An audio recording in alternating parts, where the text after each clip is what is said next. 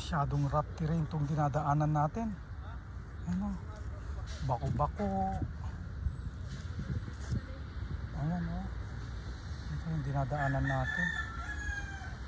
Pero kung gusto nyo ng medyo smooth at maganda-ganda, diyan kayo maglakad. O diyan kayo maglakad. Ayan. Ganda maglakad dyan. Ang sarap o. Smooth. O smooth. Diyan kayo maglakad. Diyan kayo maglakad kung ayaw nyo ng rough terrain. Tulad niya. Ito.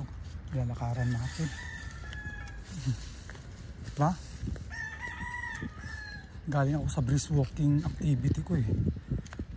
Every morning, kung may time, kahit tanghaliin ng gising, pwede, all day. All day pwede dito sa UP Diliman Campus. Lalo dun sa may academic oval. Kasi yung dinadaanan mo dun,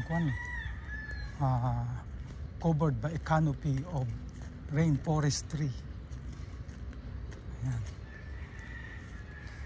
Kung gusto mo lang smooth, dyan tayo. Dyan ka.